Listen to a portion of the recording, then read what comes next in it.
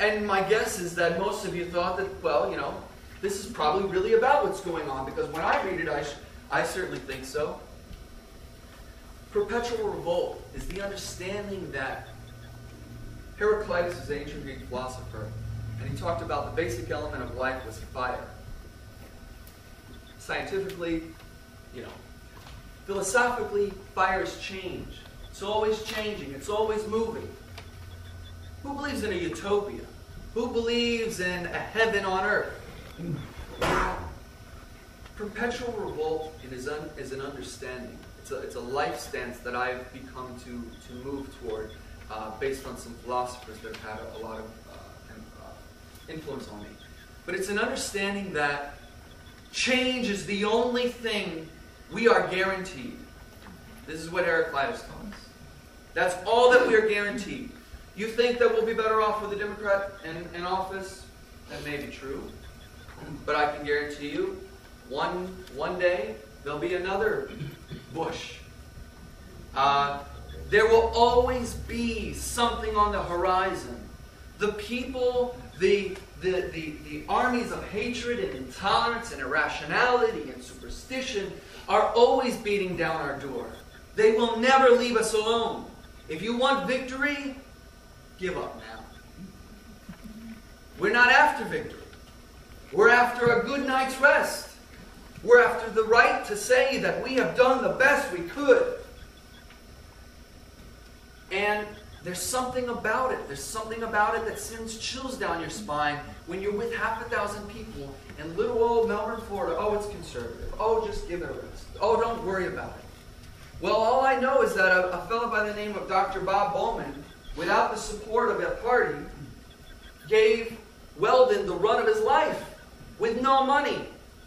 And you know why? Because of the anti-war movement. Because people are tired of being quiet. They're putting bumper stickers on their car. They're talking about it in the post office. They're talking about it to their friends and family. And that is the nature of perpetual revolt. It's understanding that what we need to do is not have a violent revolution. When Martin Luther King talked about when you want to make change, you have to understand that you need to revolt against the armies of hatred. The greatest philosophers talk about revolt. We think revolution, many of us have ambivalence. The French Revolution did some good, and it brought a whole lot of bloodshed. What we need are personal revolutions. We need to understand that no matter how old you are, I have a book here, Cost of Freedom, A Peace of Mind. We have some copies of it over here if you're interested in looking at it later. It's independently published. It's got a story on the counter-inauguration demonstration I helped organize here. Many of you may have been involved or part of it or heard about it. We had surveillance. We had undercover Brevard County Sheriff's Office. We even had the PBS program Now come down and do a show, interviewed me at my former Palm Bay home, and Kevin Applin of the ACLU.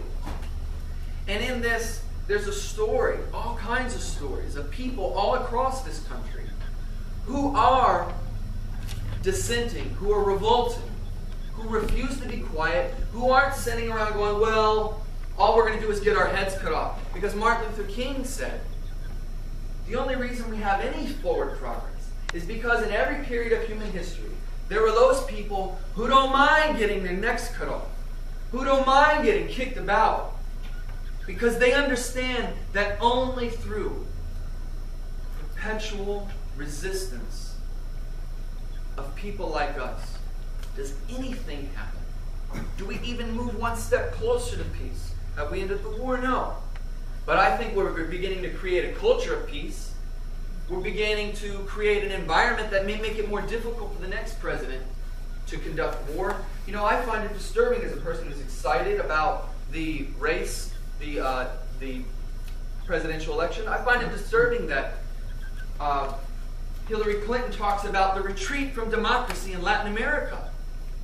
Funny? I thought I see people running toward it. I thought I see people who are elected with 70% support ratios. I see people who they're being lifted up out of poverty because the government is actually representing them. Presidential candidate Obama. talking about not respecting the sovereignty of other nations, of having the right to just bomb at will. So Howard Zinn wrote a piece encouraging us to vote the lesser of the evil, be a little excited about it, but move on. Okay?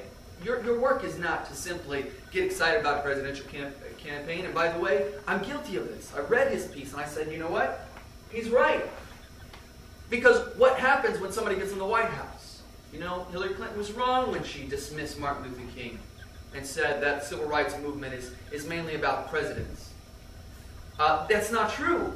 Franklin Delano Roosevelt would not have brought the things he brought to this country. Wouldn't have Social Security. We wouldn't have welfare support if it weren't for the grassroots activists, many of which, by the way, were communists, were socialists, who pushed and pushed and pushed until they literally realized that if they did not give concessions, they might face revolution, real revolution, in the streets. Perpetual revolt is the idea that if for no other reason than to justify sleep and a contented conscience, if for no other reason than to prove our loyalty to humanity, to that often ambiguous yet sacred idea of justice, if for no other reason than to live as a God among mortals, perpetual revolt demands that we truly live, not merely exist, occupying space on the planet. The people who were part of the White Rose lived. They didn't just exist. They didn't just win or lose. They lived justly.